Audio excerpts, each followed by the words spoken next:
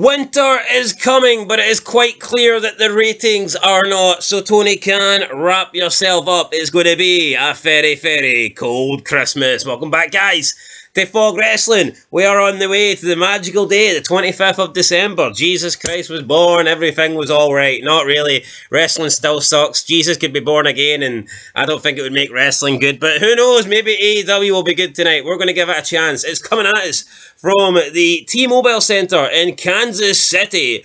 Shout out to the Kansas City Chiefs. Andy Reid, the quarterback, his name completely... Patrick Mahomes. Two big guys that are on the right side of history.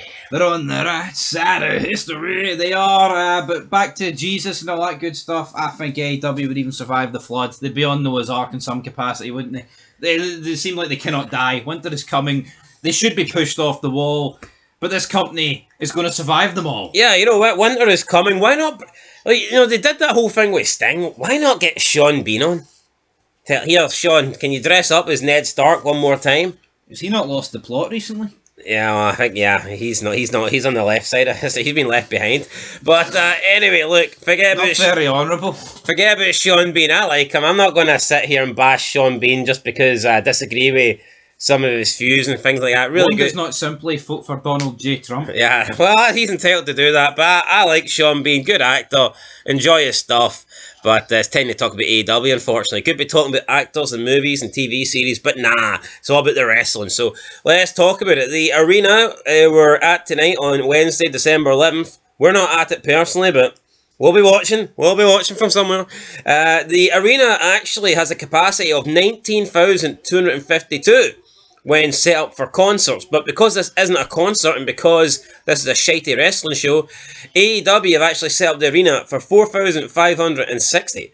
So they have set up this arena for, what, less than 25% of the actual capacity. Which is, I don't know if that's telling or not, or, I mean, it's a bit cheap, and why not just get a smaller arena in general? I mean, surely it would cost Tony Khan less money to rent out a smaller arena. It's beginning to feel more indie than ever before.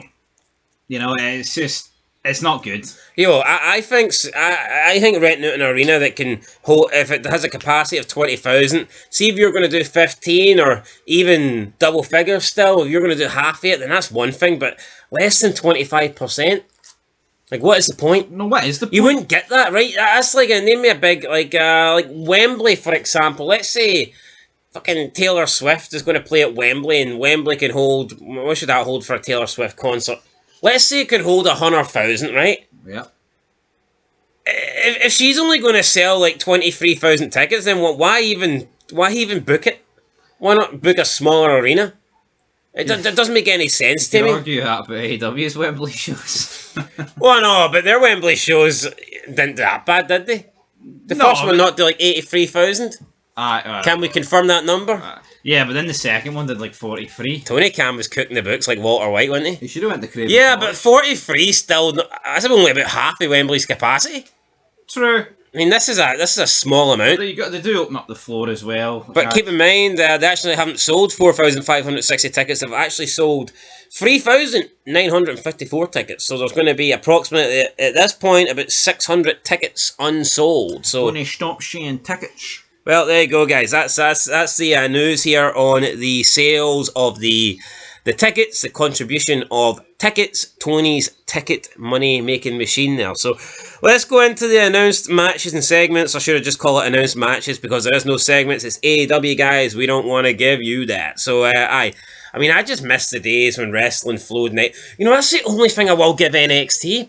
Even though I don't think what they give us is great, I think NXT does a good job. I think the pacing of NXT is pretty good, where it goes from the matches that aren't overly long, and then you maybe get an in-ring promo, and then you'll get some stuff backstage, and then maybe in the office, and I'd rather it wasn't Ava Rain's office, but still, I feel like they mix up the locations, and they change shots quickly. I think NXT is probably the best paced show in wrestling. I'd say so, but the problem is, as you said, the content's not the greatest. Now, I just think it'd be better if, let's say, SmackDown was doing that with the Bloodline stuff.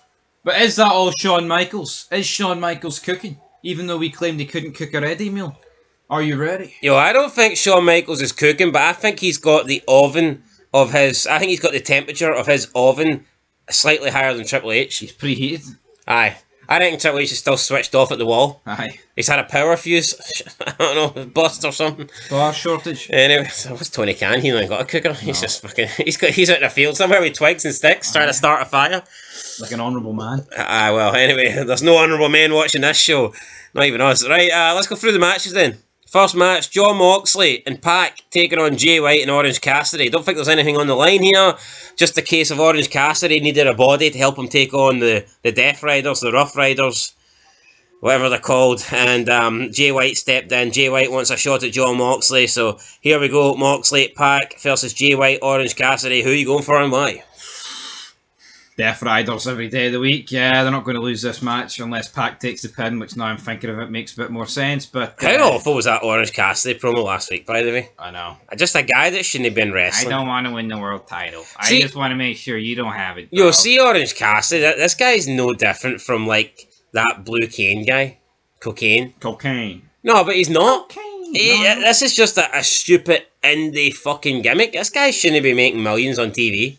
See when you put... Look at Orange Cassidy and look at someone like Hulk Hogan. See when you look at Hogan's 80s Hogan, then look at this guy. No. Hogan's pinky finger is bigger than this guy's fucking arms. It's mental. Let me tell you something, brother. Of course he is. Fucking give me... 72-year-old Hogan would batter this guy. I think that's why he keeps his hands in his pockets, to try and make himself look a bit thicker. Aye. I mean, I don't know. And he's still not as thick as Hogan's. Anyway, I'm gonna go with. I'm actually gonna go with Jay White and Orange Cassidy. I'm gonna go with a wee upset here. Rough night for the Rough Riders. Oh, I like it. Winter is coming. Well, I'm going with the Rough Riders, the Dutch. I don't even know what they're called. Rough Riders, mate. It's not Death hard. Riders, is it not? It's actually, you're right. It's hard, apparently. Alright, let's move into the next one. Mariah May versus MINA SHIRAKAWA AEW Women's World Championship match. The title is on the line, and that means that there'll be no Mercedes Moné because Tony Khan doesn't do 2 women's matches. No. He knows his ratings are bad enough. He can't afford 2 women's matches. He can't do it. I'm going to go with MINA. You're going with MINA? Change it up. You know what, man? I think they should. I think we need more title changes in wrestling. Things are fucking boring. Stale. Very predictable. Stale than a slice of bread in the back of the cabinet. And you know what? I liked Marina May when she was a sidekick for Tony Storm, and their feud was good. Marina May? Mariah May. You know, I liked... Jesus Christ, May, you're the Bay Harbour Butch. Their feud was good. Their match was good, even though people are not going to give it any credit on here because there's a lot of WWE fanboys. But here, I gave it credit. It was probably one of the best. AEW's had better women's matches than WWE over there. On it, Tony Storm versus Serena Deeb and Tony Storm versus Mariah May. Those matches are better than anything I've seen for Raw and SmackDown. I'll stand by that 100%. Yeah. No, I totally agree. Raw and SmackDown women's matches in WWE are just shit. I think NXT's had some good women's matches, and I'd need to think clearly. But in terms of the first, what? Thinking clearly. Anyway, I'm gonna go. I want Mina to win, but I'm gonna go with Mariah May. And is Tony Storm really retired? That can't be right. Surely. I'm going Mina, man. There's a lot of money on the table. She needs to come back. I'm going Mina.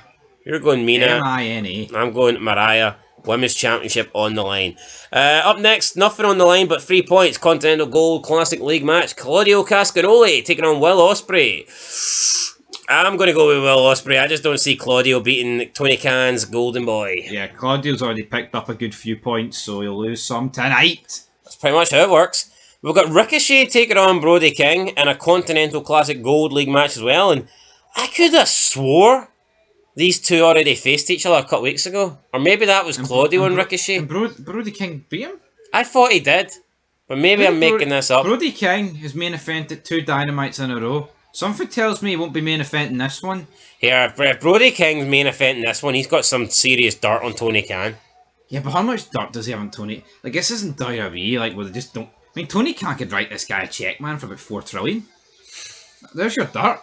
Don't need to perform anymore on this shite show. Brody King fucking sucks. I'm going to go with Ricochet. They wonder why the ratings are dead in this guy's main event. I'm going to go with Ricochet. I mean, I've no respect. See, when this guy called for the death of cops, man, I was done with him. Like, aye. So, We're not going to call for the death of him because that would be stooping down to his sad, pathetic fucking level. But I think someone's called for the death of the AEW ratings because they're pretty damn low. I'm going Ricochet. Come on, Ricochet. Come on, Ricochet. Come on, buddy. Yeah. Come on. You can do it. Come on, you can do it. Anyway, can we do it? Can we get to the end of this? Let's find out. Last match, nothing on the line except a date with MJF at World's End. It's going to be Adam Cole taking on Kyle O'Reilly. The winner gets to face Adam Cole. No, wait, winner gets to face MJF, baby. How fucking garbage is that? Two guys fighting to fight another guy. I believe there For was the sake of it, by the way, nothing on the line. I believe there was a comment a couple weeks ago on our channel saying how far has MJF stock dropped in the last year, and you got to agree, like. Well, I've been saying it for weeks. He's talking about the bid. I've been going in on the guy in every AEW fight. The bidding war. I mean, we're at the point now where I don't even think WWE would want him. Like, I'm not saying that the guy went to WWE. He'd be in the performance centre at this rate. Fuck. No, I'm not joking. Yo, I think MJF's stock has dropped that bad. He might be in NXT. I'm not even. No, of course he would. Yeah, I think he would. Oh wait, no, I don't even think there's any debate. But do you not think a year ago he would have been a main roster? I think there'd be more chance of it, but WWE just don't tend to like to bring people in and put them. I'm convinced more than ever, and I think he can pretend that. Well, hold on. Outside of Punk, AJ Styles, and Cody Rhodes, who have they brought in and not put on NXT? Ricochet returned again and went straight to the main roster. He wasn't going. He was injured. Not Ricochet. Andrade. Sorry, I just saw a brown guy and thought he was the same man, damn it. But you know what I mean? Two flippy guys, man, that's all it is. I'll give you that. Yeah, maybe like... Alright, but if you're taking away people that have never wrestled in WWE before, so let's give him the benefit of the doubt, right? If you're talking WWE signing people for the first time, other than AJ Styles, who have they put straight on the main roster? Because you'd have to admit that's slightly different because they know Andrade, they know what they're getting. They know Alan Jones, that white boy. And they've already built Andrade. Well, they've tried to build Andrade's character and brand. So if we're talking people completely new to WWE, I think Punk, I think AJ is the only guy that they've put on the main roster. I'm pretty sure everybody else has had to work their way in for NXT, and I cannot imagine MJF would be any different. Yeah, can't think of anybody. Honestly. I mean, obviously there's even like Ronda Rousey, but we're not really going to. Yeah, even the megastars like Julia are having to start on NXT. Megastars, man. Yeah. Anyway, guys, that's it. We'll catch you tonight for the review. Let us know who you think's going to win these matches, and if we survive, Fog is coming for you guys. A review probably around 3:30 in the morning UK time. You gotta love it. Till next time, peace.